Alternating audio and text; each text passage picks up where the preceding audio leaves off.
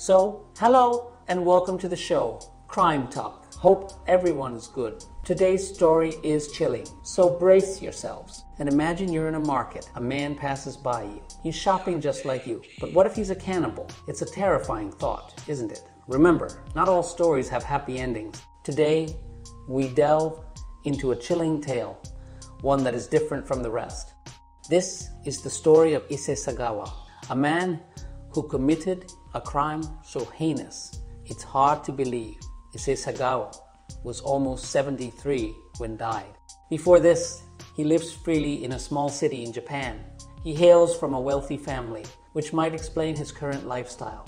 So, Issei Sagawa was born on 26 April 1949 in Kobe, Hyogo Prefecture, Japan to wealthy parents. Sagawa's father, Akira Sagawa, was a businessman who had served as president of Kurita Water Industries, and his grandfather had been an editor for the Asahi Shimbun.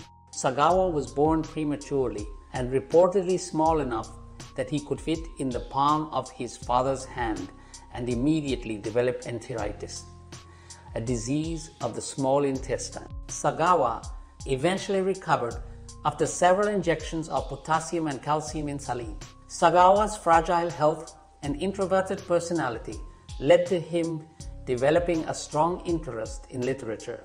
At the age of 14, Sagawa made a decision that he would change his life forever.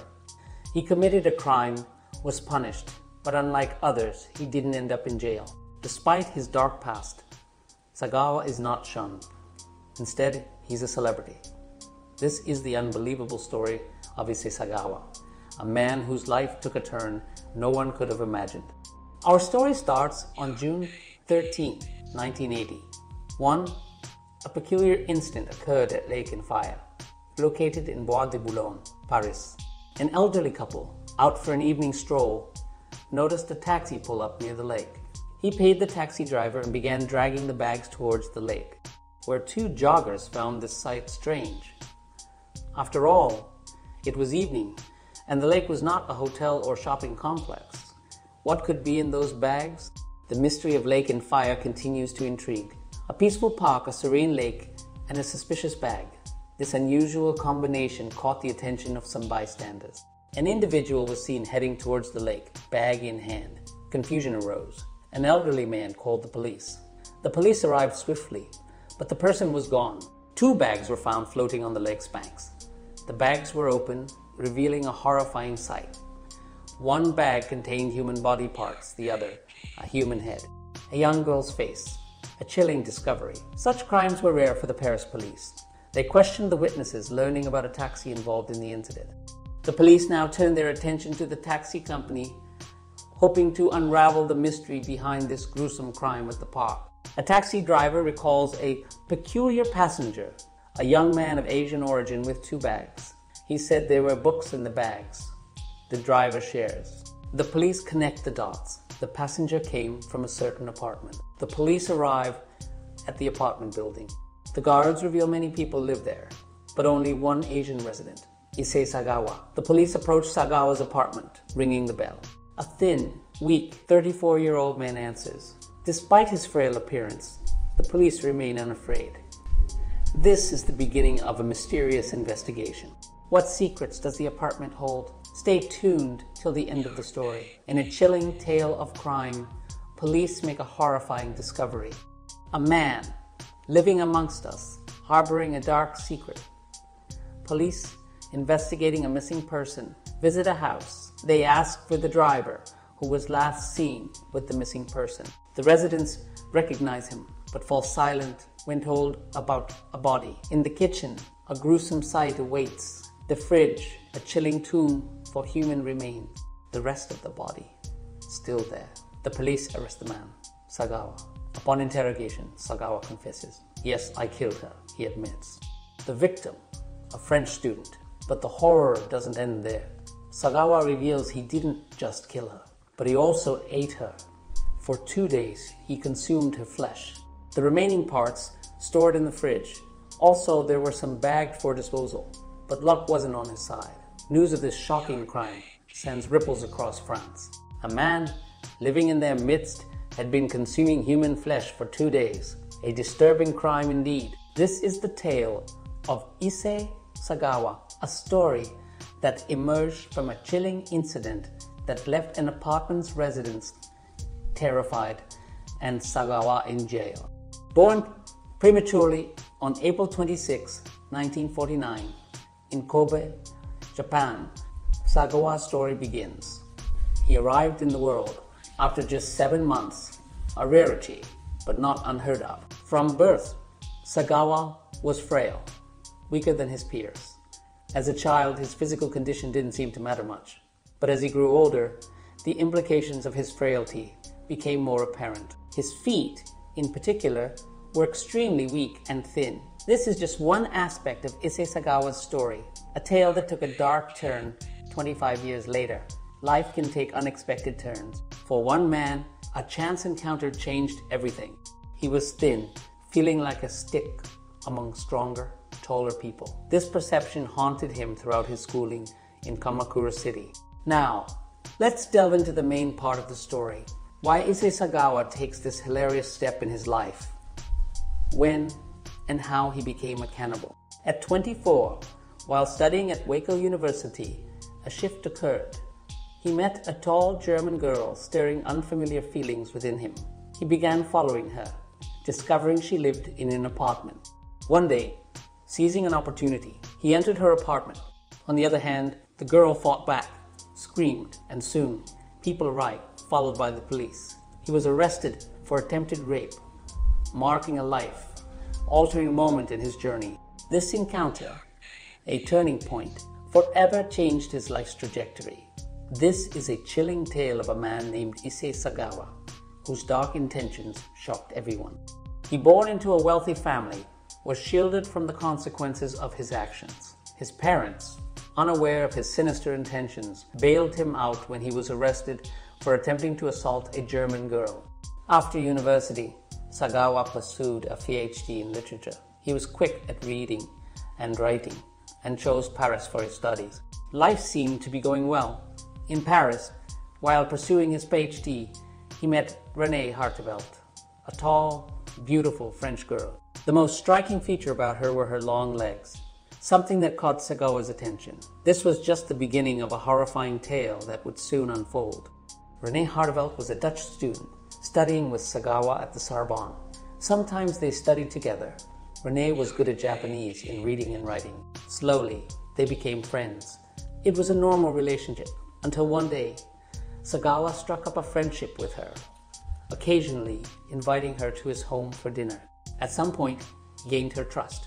She thought of him as a good, decent, and weak individual, different from the rest. On June 11, 1981, she arrived at his apartment. She felt safe as she sat down, ready to recite a poem. Little did she know, this date would mark an unbelievable story. A chilling incident unfolds at Lake in Fire. A woman's life ends abruptly, where Issei took out his gun and fired on Renee's neck, her head slumped on a table, blood pooling.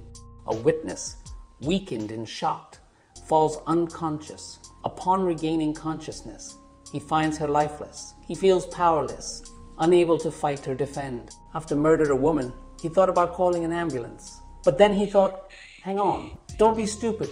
You've been dreaming about this for 32 years, and now it's actually happening. Immediately after killing her, he raped her corpse and began cutting her open. From this moment, he grows stronger.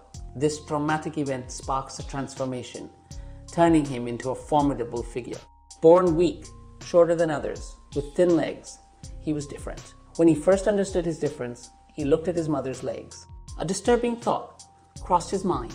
He wished he could consume them. This was his first thought upon seeing his mother's legs, marking the beginning of a cannibal dark journey. From a young age, a man developed a peculiar obsession, especially with long-legged girls.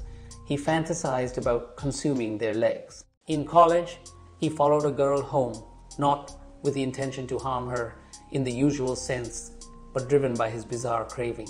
He wanted to eat her legs, but the first girl was stronger than he anticipated. She screamed, she fought, and he was caught. Where on that day, his dark secret, previously unknown to anyone, was exposed. Where after he had missioned in Waco University and met a girl, Renee, the attempt to fulfill his gruesome obsession. Failing initially, he leaves to buy a large knife. After cut her into pieces, he then ate parts of Hartevelt's body, eating most of her face, feet, thighs, neck, etc., either raw and cooked, while saving other parts in his refrigerator. Sagawa also took photographs of Hartevelt's body at each eating stage. Several days later, when her body started decomposing, he put her in 2 suitcases and dumped the bags in a lake in a public park just before sunset, where 2 joggers who saw blood dripping from the suitcases alerted the police. By this time, Hartevelt's family had reported her missing, where after the police arrived, in the heart of Paris, a man was arrested. His crime: he had consumed a fellow human being. Now he was a cannibal. The man lived among us, unnoticed. He committed the unthinkable act of cannibalism: eat on a girl for 2 days. Upon his arrest, he revealed something chilling. He spoke of a dream, a haunting insight into his psyche. Lawyers and officials were baffled. His mental state was clearly unstable.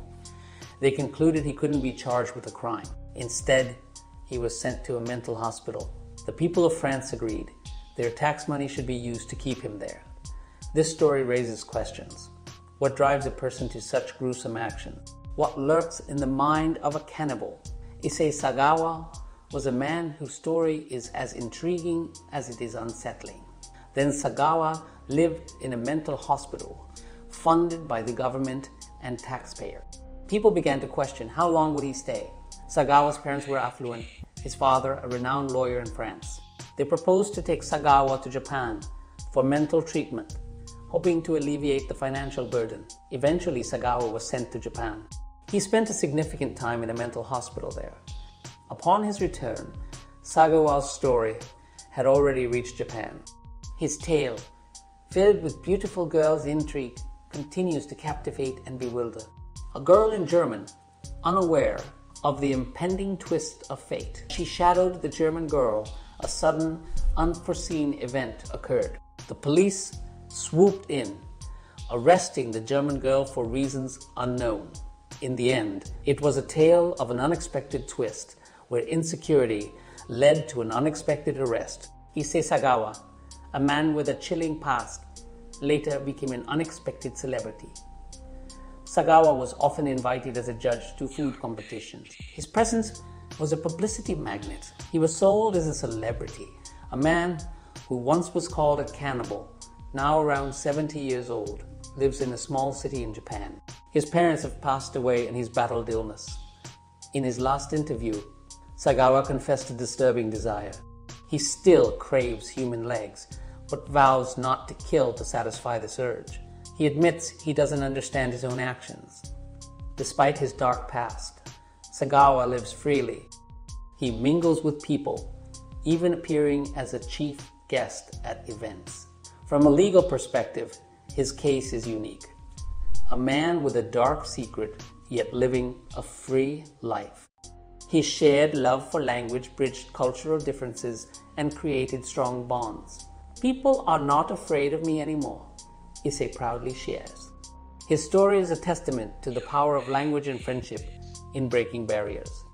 After shifting back to Japan, he has enjoyed becoming a best-selling author and a media sensation. He has written 19 books, the first one detailing the story of his first victim. Later, he's worked in films and given interviews to magazines and TV channels too. People recognize him, but they're not afraid. They live around him, knowing his name and identity. Sagawa died aged 73. He died of pneumonia on November 24 and was given a funeral attended only by relatives, with no public ceremony planned, his younger brother and a friend said in a statement. His story is a stark reminder of the unpredictability of human nature.